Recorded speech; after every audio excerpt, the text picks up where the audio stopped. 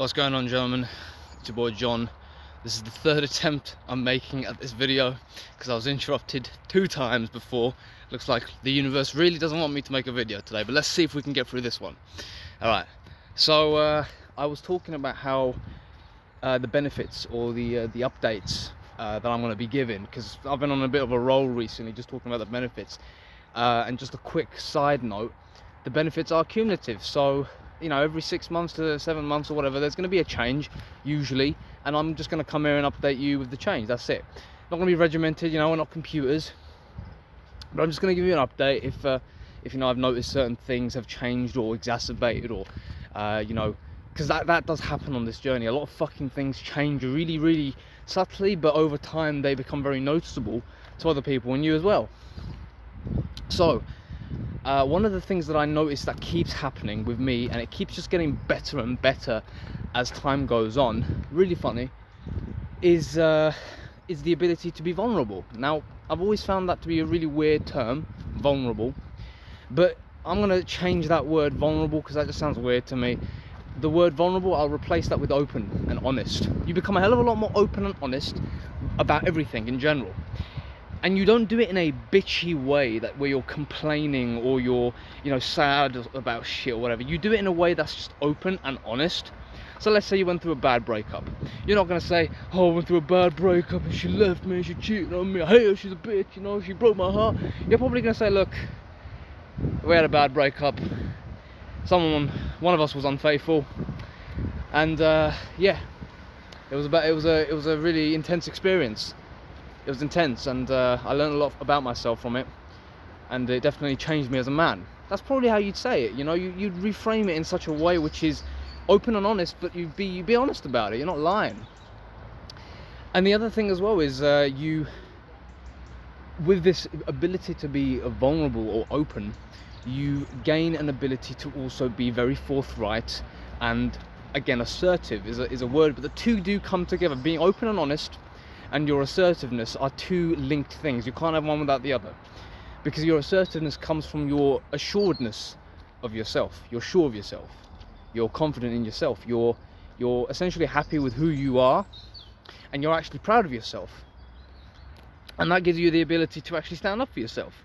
You know, do you remember the days when you wanted a backbone, you wanted to be strong, you wanted the ability to be assertive, but you couldn't seem to find the will or the energy or the ability to do it in such a way which was right? You always did it in a way that came across as weird or weak. You know, you just had a weak vibe. Well, that problem is something in the past now. It no longer exists. Hold on, we've got some company once again. Right. So that's a thing in the past. You have the ability to be, again, honest and assertive at the same time, which is it's your natural state. It's nothing out of the ordinary, but it's definitely something that you're going to find out of the ordinary because you've never had the ability to do it before, and it will sort of happen like you're watching a movie where you're just doing these things. I found myself just, you know, whereas previously, again, open and honest, very key factor here. Because, for example, if you like a girl, you're just gonna go up to her and say you like her. You're not gonna bullshit around. You're not gonna try being a gimmick. You're not gonna try game. I mean, the game's something else, you know. What I mean is you're not gonna do pickup lines and try and be corny and beat around the bush. What I mean is you're just gonna be honest. You're gonna say, hey, I like you, man. We should get together sometime or whatever. You know, who the fuck, right? However your style is, whatever your style of game is, you're gonna apply that. But and when I say game, I just mean you, man. Like the way your vibe, your charisma, you know, whatever the fuck, right? You're gonna do what you do. So, and I found myself doing that on many occasions where I just went up to the girl. I just didn't even expect it. I just got up. I found myself walking up to the girl, and I would say, hey, you know, I'd just talk. And that was something that I'd never done before I had started this program of self-development, because, quite frankly, there were no balls there. There were no, for the lack of a better word, there were no balls.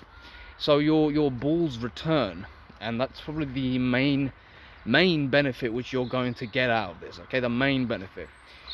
Now, a program of honesty is always going to come with criticism, and what I am going to say is NoFap is not going to get you girls. Okay, no, it's not. It's not gonna do it for you. Okay, you're gonna have to do it yourself. You're gonna have to get up and you're gonna have to go and speak to the girl.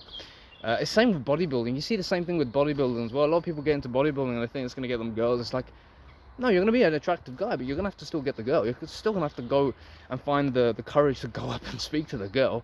It won't happen. Women are naturally by nature not gonna approach you, or if they do, they're gonna do it in such a way which is very subtle and very offhanding, and they still want you to make the move.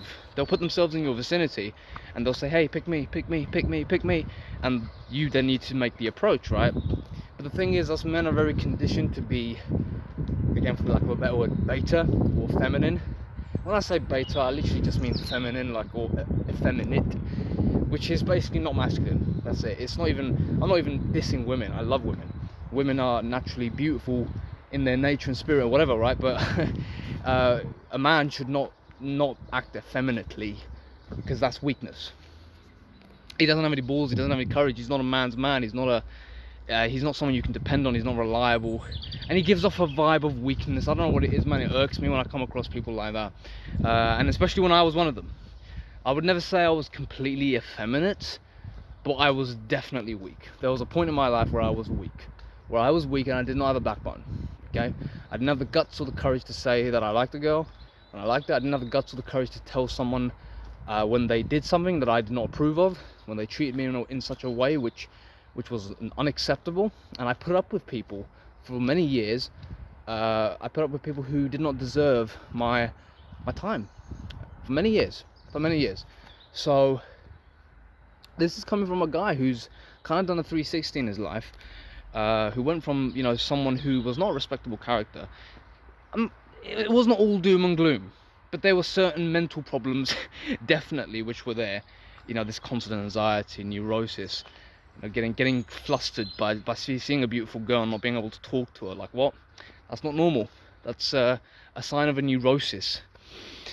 So it was just a simple fix, really, getting rid of this habit, this bad habit, which was a toxic habit, mind you. Just getting rid of that restores you to your natural essence, and it's brilliant. It's great. Life is great. Life always gets better, and I'm always looking forward to the day after, because it just keeps getting better. Keeps getting better, man. All right. Hope you enjoyed this video. That'll be it from me today, and yeah, I'll see you in the next one. Take it easy.